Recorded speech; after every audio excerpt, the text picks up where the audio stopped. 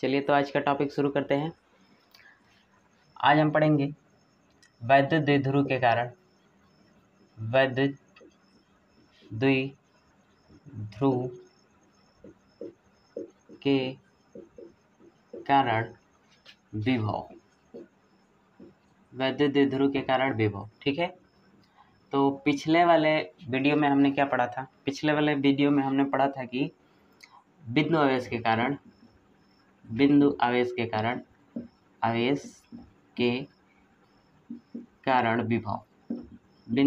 कारण विभव। ठीक है, तो इसका क्या फार्मूला निकल के आया था? बिंदु आवेश का कारण मतलब कि कोई यहाँ पर एक आवेश होगा और इससे कुछ दूरी पर एक बिंदु होगा और इस बिंदु पर हमें क्या निकालना होगा? विद्युत विभव निकालना होता था।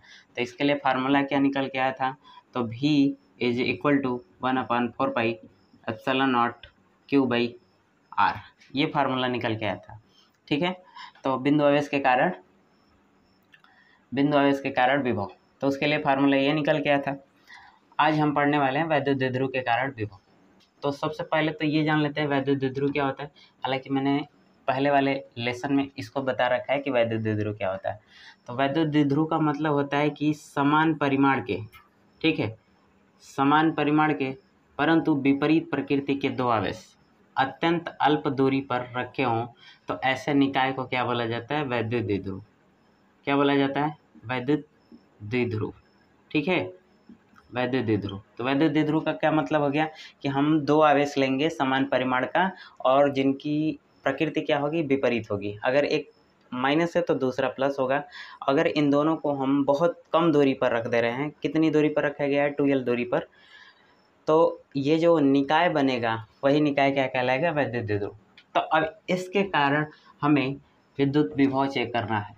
तो इसके कारण हम विभव चेक करेंगे, तो विभव की स्थितियां हम देखेंगे। तो किन किन स्थितियों में हम विभव को देखेंगे? तो यहाँ पर 3 स्थितियां बन के आएंगी। 3 स्थिति कौन कौन सी? तो हम चेक करेंगे अक्षीय स्थिति में, अक्षीय स्थिति में हम विभव चेक करेंगे, अक्षीय स्थिति। ठीक है, उसके बाद से निरक्षीय स्थिति, निरक्षीय, ठीक है, निरक्षीय स्थिति। और तीसरा है सामान्य स्थिति, सामान्य स्थिति। तो हम 3 पॉइंट पर हम विभव चेक करने वाले हैं। तो अक्षीय स्थिति का मतलब क्या होता है?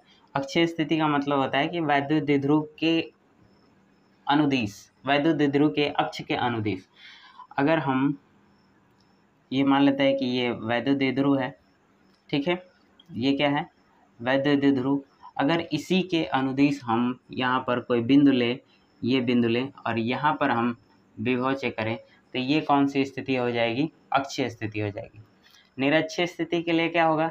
निरक्षीय स्थिति के लिए होगा कि वैद्युत द्विध्रुव के लंबवत होगा। ठीक है, निरक्षीय स्थिति के लिए क्या होगा? वैद्युत द्विध्रुव के लंबवत। तो ये हो जाएगा, मान लेते हैं कि ये वैद्युत द्विध्रुव होगा और निरक्षीय स्थिति में वो बिंदु कहाँ पर होगा? तो वो बिंदु होगा लंबवत होगा। ठीक है, तो किसके लंबवत है? तो वैद्युत द्विध्रुव के लंबवत होगा। तो इस बार हम यहाँ पर चेक करने वाले हैं वैद्युत द्विध्रुव। और सामान्य स्थिति का मतलब ये होता है कि वैद्युत द्विध्रुव के हम किसी भी बिंदु पर हम, तो इसका मतलब ये होता है कि हम वैद्युत द्विध्रुव से किसी भी स्थिति में बिंदु होगा, जैसे मान लेते हैं कि यहाँ पर कोई बिंदु है। अब यहाँ पर हम निकालेंगे, क्या निकालेंगे? यहाँ पर निकाला जाएगा क्या? विद्युत विभव, ये विद्युत विभव। तो यहाँ पर क्या निकाला जाएगा? विद्युत विभव। तो यहाँ पर क्या निकाला जाएगा? विद्युत विभव। ये कौन सी स्थिति है? सामान्य स्थिति। सामान्य स्थिति का मतलब होता है कि हम किसी भी बिंदु पर हम निकाल सकते हैं विद्युत विभव। तो ये 3 स्थितियाँ देखनी है हमें इस टॉपिक में। तो सबसे पहले हम अक्षीय स्थिति को लेके चलते हैं, उसके बाद से निरक्षीय, तब जाकर सामान्य स्थिति हल करेंगे। ठीक है, तो इसको हल करने के लिए हम सबसे पहले वैद्युत द्विध्रुव बना लेते हैं।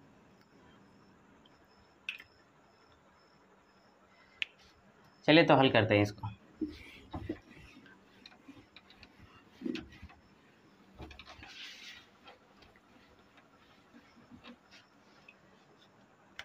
तो बिंदु आवेश के कारण फार्मूला क्या है?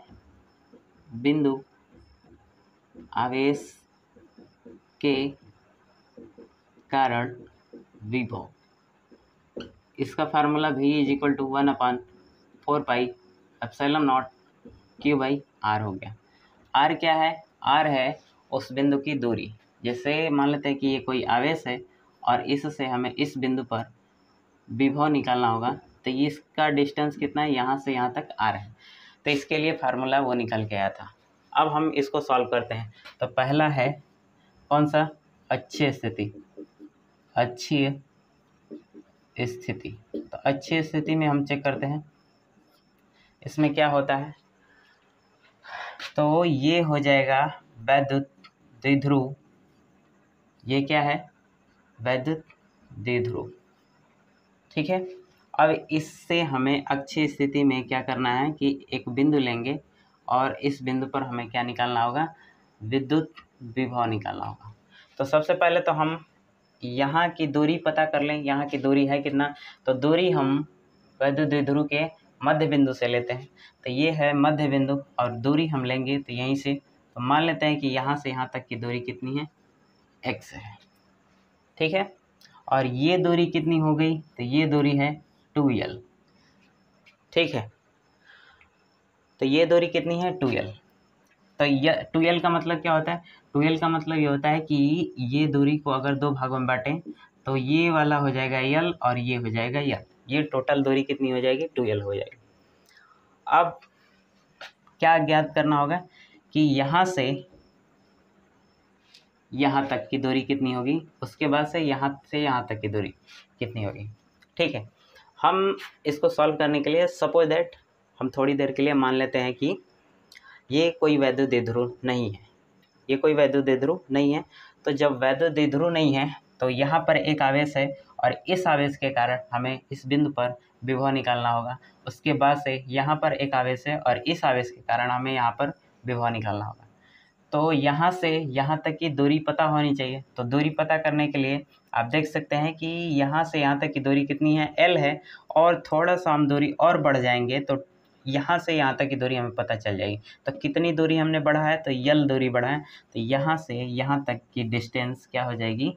x + l। कितनी हो जाएगी? x + l। उसके बाद से यहाँ तक की दूरी हमें पता करना होगा। तो टोटल दूरी कितनी है यहाँ से? तो x है। हम कितना कम हुए हैं? तो l दूरी कम हो गए हैं। तो ये दूरी कितनी हो जाएगी? x - l। ये हो जाएगा इस पॉइंट से दूरी। हमने सभी दूरियों को दर्शा दिया है। अब हल करते हैं इसको। तो हल करने के लिए क्या होगा कि इसके कारण इस बिंदु पर कुछ ना कुछ विभव आएगा, उसके बाद से इसके कारण इस बिंदु पर विभव आएगा। तो पहले इसके कारण विभव निकालते हैं। तो विभव कैसी राशि है? विभव अदिश राशि है। तो अदिश राशि को सॉल्व करते समय हम चिन्ह का प्रयोग करेंगे। सदिश राशि को सॉल्व करते समय हम चिन्ह का प्रयोग नहीं करते हैं, तो इसमें हम चिन्ह का प्रयोग करेंगे। तो ठीक है, देखते हैं कैसे हल होगा। तो यहाँ पर लिखा जाएगा कि -q के कारण बिंदु, इस बिंदु को मैं नाम दे रहा हूँ, इस बिंदु को मैं A कह दे रहा हूँ। ठीक है। तो बिंदु A पर विभव, बिंदु A पर विभव तो होगा क्या? तो इसके विभव को मैं V1 मान ले रहा हूँ। तो V1 = 1/4πε0 और -q बाई यहाँ से यहाँ तक का डिस्टेंस कितना है? तो यहाँ से यहाँ तक का डिस्टेंस है x + l। तो हो जाएगा x + l। ठीक है। इसको हम समीकरण नंबर 1 मान लेंगे। अब क्या करेंगे कि +q के कारण इस बिंदु पर हम विभव निकालेंगे। तो यहाँ पर लिख लेते हैं +q के कारण बिंदु A पर विभव। तो ये कितना होगा? तो इसके विभव को मैं V2 मान ले रहा हूँ। V2 = 1/4πε0। प्लस तो रखना कोई ज़रूरी नहीं है। तो q बाई, और यहाँ से यहाँ तक का डिस्टेंस कितना है? तो ये है x - l। ठीक है। अब हमें इस बिंदु पर कुल विभवांतर चाहिए। तो कुल विभवांतर निकालने के लिए हमें क्या करना होगा कि V1 और V2 को हमें जोड़ देना होगा। ठीक है। तो कुल विभवांतर कैसे होगा? तो अतः कुल विभवांतर तो कुल विभवांतर के लिए क्या करना होगा? तो ये हो जाएगा V is equal to V1 plus V2। ठीक है, अब हम आइए मान रख देते हैं। तो मान रख के देखने पर होगा क्या? तो V is equal to V1 की वैल्यू कितनी है? तो V1 की वैल्यू है, आप देख सकते हैं यहाँ पर V1 की वैल्यू कितनी है? 1/4 pi epsilon not minus Q by x plus L। ठीक है, उसके बाद से अब यहाँ पर हम दूसरा वाला मान रख देंगे 1/4 पाई एप्सिलॉन नॉट और Q by x minus L। ये क्या है? Q है, Q है। ये कितना हो गया? x minus L। ठीक है, ये किसकी वैल्यू है? V1 की वैल्यू है, और ये किसकी वैल्यू है? V2 की वैल्यू है। अब इसमें देखा जाएगा कॉमन क्या है, तो Q दोनों में दिख रहा है और 1/4 पाई एप्सिलॉन नॉट दोनों में दिख रहा है, तो मैं कॉमन कर ले रहा हूँ। तो V is equal to Q by 4 pi epsilon naught. ठीक है, अब अंदर बच क्या जाएगा? तो अंदर बचेगा इधर माइनस का 1/x प्लस L और प्लस 1/x माइनस L। अब इसको सॉल्व कर लिया जाए। तो सॉल्व करने के लिए दोनों का एलसीएम लेंगे, उसके बाद से इसका मल्टीपल इधर, इसका मल्टीपल इधर। तो V is equal to Q by 4 pi epsilon naught, और ये हो जाएगा, इसका मल्टीपल इधर कर लेते हैं तो -1 का मल्टीपल होगा तो x माइनस L, और इधर प्लस हो जाएगा x plus L divided by इन दोनों का मल्टीपल, तो x प्लस L और ये हो जाएगा x माइनस L। ठीक है, अब V is equal to Q by 4 pi epsilon naught, और इस माइनस का गुणा हम अंदर कर देते हैं, तो ये हो जाएगा -x plus L plus x plus L बटे, अब इसका जब हम गुणा करेंगे तो a कोष्ट में a प्लस बी और दूसरे कोष्ट में a माइनस बी, इसका फार्मूला क्या हो जाएगा? तो यहाँ पर मैं फार्मूला दिखा दे रहा हूँ, a प्लस बी और a minus B is equal to a square minus B square. तो यहाँ पर हो जाएगा X square minus L square. ठीक है, अब जो कट रहा है कटा देंगे तो x से x कट जाएगा। अब V is equal to Q by 4 pi epsilon naught, ये Q है, ये Q है। ठीक है, तो होगा क्या? L और L कितना हो जाएगा? 2L, और ये हो जाएगा कितना होगा? तो x square minus L square. ठीक है, अब आप इसको देख सकते हैं कि Q into 2L, Q into 2L क्या लिखा जा सकता है? Q इंटू 2L को हम लिख सकते हैं वैद्युत ध्रुव। ठीक है, ये है वैद्युत ध्रुव। वैद्युत ध्रुव का ये क्या है? वैद्युत ध्रुव। तो यहाँ पर हम क्या लिख दें? तो V इज इक्वल टू, इसको हम 1/4 pi epsilon not, Q into 2L को लिख सकते हैं हम P, और इधर नीचे क्या बचेगा? X square minus L square.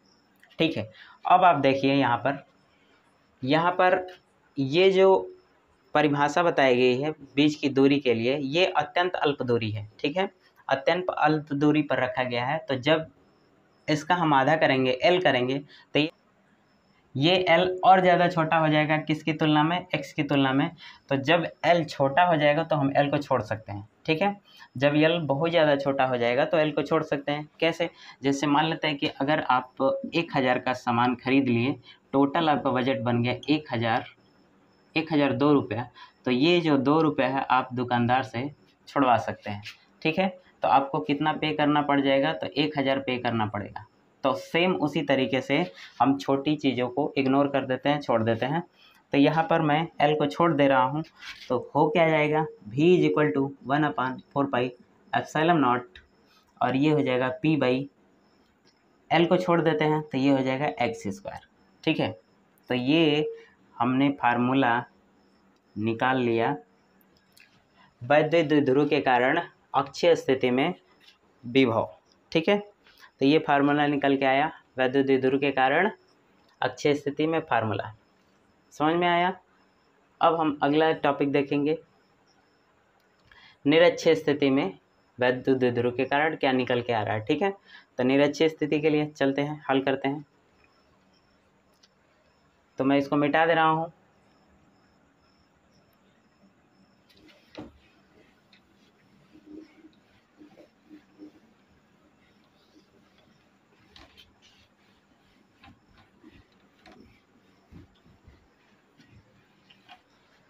अब हम देखने वाले हैं निरक्षीय स्थिति में विभव।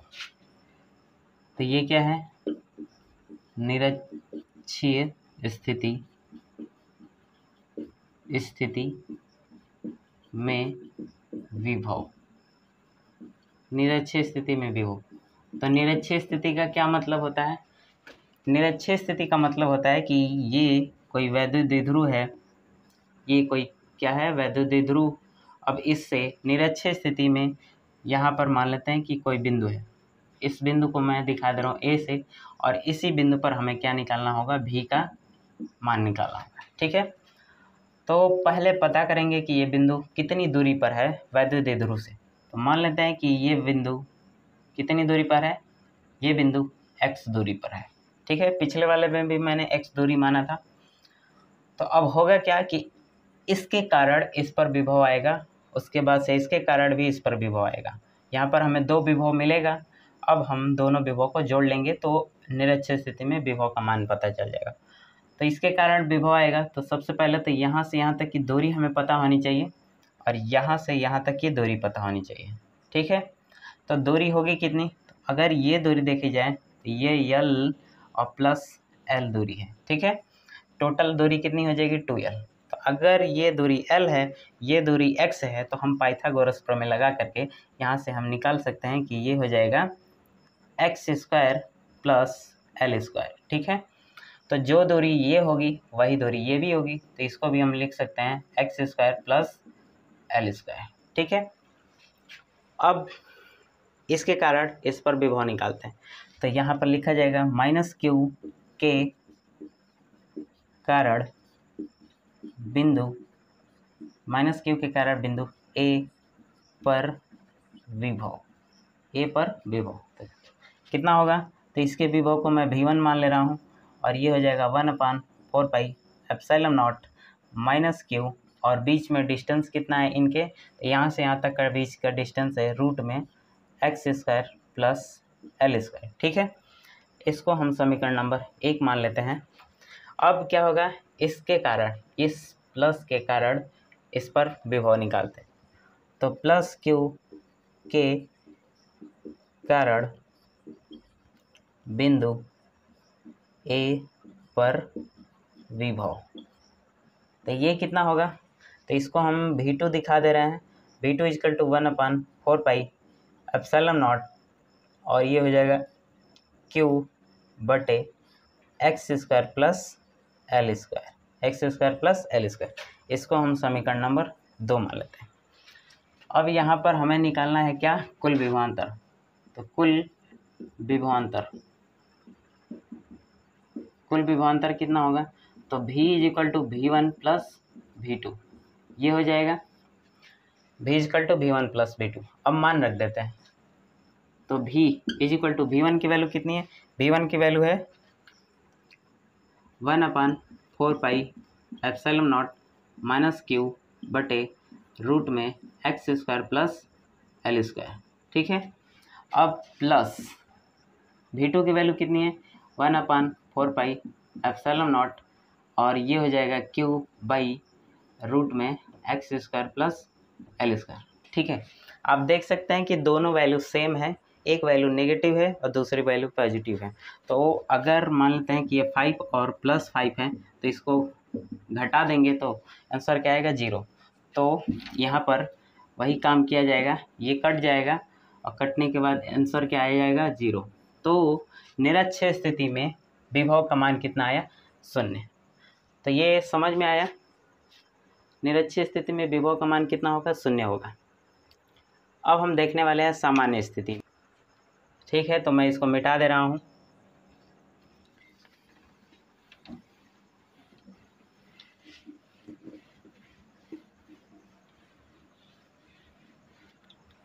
अब हम किस स्थिति में देखने वाले हैं, तो सामान्य स्थिति में, सामान्य स्थिति, सामान्य स्थिति।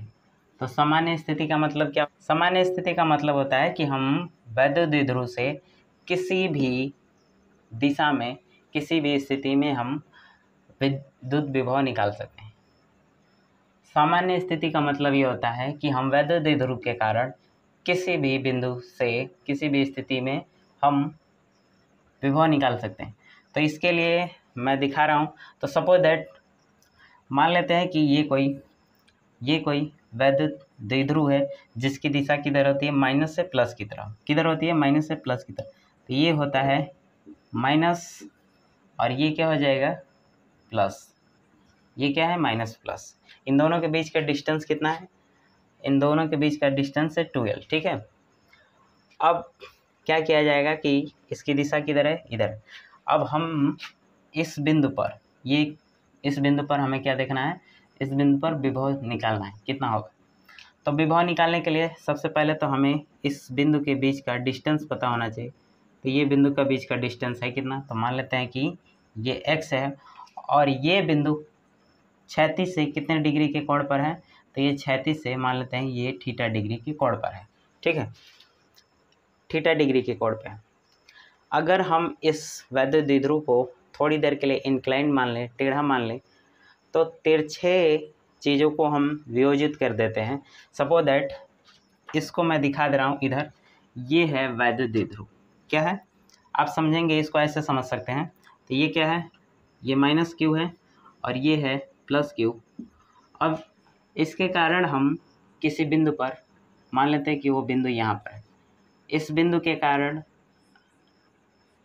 इस बिंदु पर हमें क्या निकालना है? विद्युत विभव निकालना है, ठीक है। यही सेम चीज़ यहाँ पे मैं बना रहा हूँ, आप समझिए।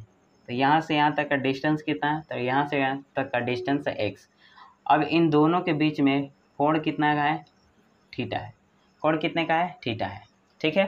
समझ में आए? तो अगर ये इंक्लाइंड है, तिरछा है, तो हम इसको वियोजित कर लेंगे, और वियोजित करने के बाद हमें दो कंपोनेंट मिलेंगे। दो कंपोनेंट कौन होगा? दोनों एक दूसरे के लंबवत होंगे। सपोज दैट, जैसे मान लेते हैं कि ये कोई बल है, बल जो इस डायरेक्शन में लग रहा है, और ये दिखा दिया गया कि क्षैतिज से कितने डिग्री के कोण पर है। तो इस बल को हम तोड़ सकते हैं। तो तोड़ेंगे तो दो कंपोनेंट आएंगे, एक एक्स एक्सिस के अनुदिश और एक वाई एक्सिस के अनुदिश। तो ये हो जाएगा वाई अक्ष वाला, और ये हो जाएगा एक्स अक्ष वाला। तो जिसके साथ थीटा होता है उसको हम लेते हैं कॉस, और जिसके साथ थीटा नहीं होता है उसको हम लेते हैं साइन। तो ये क्या है? बल है, और ये क्या है? बल। ये जो बल है दो भागों में टूट गया है, दो भागों में क्या हो गया? टूट गया है। तो पहला भाग ये हो जाएगा, दूसरा भाग ये। जिसके साथ थीटा हो जाएगा उसको हम कॉस थीटा लेंगे, और जिसके साथ थीटा नहीं है उसको हम साइन थीटा लेते हैं, ठीक है। समझ में आया?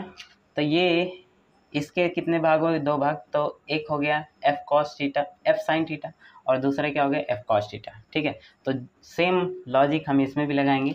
इसको वियोजित किया जाएगा, दो भागों में टूटेगा, एक होगा कॉस थीटा और एक होगा साइन थीटा। तो ये क्या है? वैद्युत द्विध्रुव। वैद्युत द्विध्रुव को हम किससे दिखाते हैं? तो वैद्युत द्विध्रुव को हम P से दिखाते हैं, ठीक है। वैद्युत द्विध्रुव को किससे दिखाते हैं? P से। तो देखिए, तो इसको हम तोड़ देते हैं। एक हो जाएगा इस डायरेक्शन में, और दूसरा हो जाएगा इस डायरेक्शन में। दोनों एक दूसरे के लंबवत होंगे, दोनों एक दूसरे के लंबवत होंगे। तो ये है, कौन सा है? ये एक हो जाएगा घटक, और दूसरा घटक ये हो जाएगा। तो थीटा किसके साथ है? इसके साथ है। तो हम इसको लिख सकते हैं, ये क्या है? ये क्या है? ये वैद्युत द्विध्रुव है। तो वैद्युत द्विध्रुव को हम इसको लिख सकते हैं P cos थीटा, और इस वाले को लिख सकते हैं, इस वाले को हम लिख सकते हैं P sin थीटा, ठीक है। इसको क्या लिखा जा सकता है? P sin थीटा, और इसको P cos थीटा। तो सेम हम यहाँ पे लगाने वाले हैं। तो यहाँ पर एक कंपोनेंट टूट के आ रहा है, ये हो जाएगा। दूसरा वाला कैसे होगा? तो दूसरा वाला ठीक इसके लंबवत होगा। तो इसके लंबवत इस तरीके से होगा। तो यहाँ पर देखा जाएगा तो इसका मान कितना होगा? तो इसका मान हो जाएगा P cos थीटा, और इसका मान हो जाएगा P sin थीटा, ठीक है, समझ में आया। जिसके साथ थीटा है उसको कॉस लिया जाएगा, जिसके साथ थीटा नहीं है उसको हम साइन लेंगे। तो अब दो भागों में टूट गया वैद्युत द्विध्रुव, तो ये एक भाग हो गया, एक ये भाग हो गया। अच्छा, अब इसको आगे सॉल्व करते हैं। इसको मैं मिटा दे रहा हूँ, इसकी कोई ज़रूरत नहीं है। तो पी कॉस थीटा के लिए देखा जाए, पी कॉस थीटा किस डायरेक्शन में है, जिस डायरेक्शन में बिंदु है उसी डायरेक्शन में पी कॉस थीटा है। तो जिस डायरेक्शन में, ये देख सकते हैं कि ये माइनस क्यू और ये प्लस क्यू, और हमने बिंदु लिया था किधर, एक बिंदु लिया था यहाँ पर। तो जिस डायरेक्शन में क्या है, ये P है, उसी दिशा में क्या है, उसी दिशा में क्या है, वो बिंदु है। तो ये कौन सी स्थिति हो जाएगी, तो ये हो जाएगी अक्षीय स्थिति, अक्षीय स्थिति। ठीक है, अगर ये वैद्युत द्विध्रुव है, ये क्या है, वैद्युत द्विध्रुव, और ठीक इसके लंबवत हम अगर कोई बिंदु ले लेंगे तो ये कौन सी स्थिति हो जाएगी, तो ये स्थिति हो गई निरक्षीय स्थिति, निरक्षीय स्थिति। समझ में आया। तो ये कौन सी स्थिति, निरक्षीय स्थिति, कब, जब वैद्युत द्विध्रुव के लंबवत होगा, और जब वैद्युत द्विध्रुव के अनुदिश होगा तो उसको क्या मानेंगे, अक्षीय स्थिति। अब इस बिंदु के बारे में देखें और P को देखें, P cos थीटा को। तो क्या P cos थीटा जो है उसी बिंदु के अनुदिश है। तो P cos थीटा अक्षीय स्थिति में है कि नहीं, P cos थीटा किस स्थिति में है, अक्षीय स्थिति में। तो यहाँ पर लिखा जाएगा कि P cos थीटा अक्षीय स्थिति में है, अक्षीय स्थिति में है। ठीक है, P cos थीटा अक्षीय स्थिति में। तो अतः विभव क्या हो जाएगा, इसके विभव को मैं V1 मान ले रहा हूँ। तो V is equal to 1/4 pi epsilon naught P by x square, यही फार्मूला निकल के आया था। तो यहाँ पर P के जगह पे क्या है, P cos थीटा है, तो मैं यहाँ पर P के जगह पे P cos थीटा लिख दे रहा हूँ। ठीक है, P की जगह पे क्या लिख दिया, P cos थीटा। अब आप P sin थीटा के लिए देखें, तो P sin थीटा के लिए ये बिंदु किस स्थिति में है, तो ये निरक्षीय स्थिति में है। तो मैं यहाँ पे लिख दे रहा हूँ P sin थीटा निरक्षीय स्थिति में है, निरक्षीय स्थिति में है। तो निरक्षीय स्थिति में है तो उसके लिए क्या फार्मूला हो जाएगा, तो निरक्षीय स्थिति में इसके विभव को मैं V2 दिखा दे रहा हूँ, और निरक्षीय स्थिति में विभवांतर का मान कितना, विभव का मान कितना निकल के आया था, 0 निकल के आया था।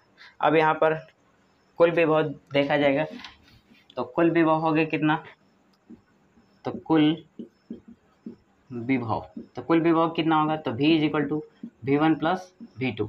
हम वैल्यू रख देते हैं, तो V इज इक्वल टू इसकी value 1/4 pi epsilon naught P cos theta by x square.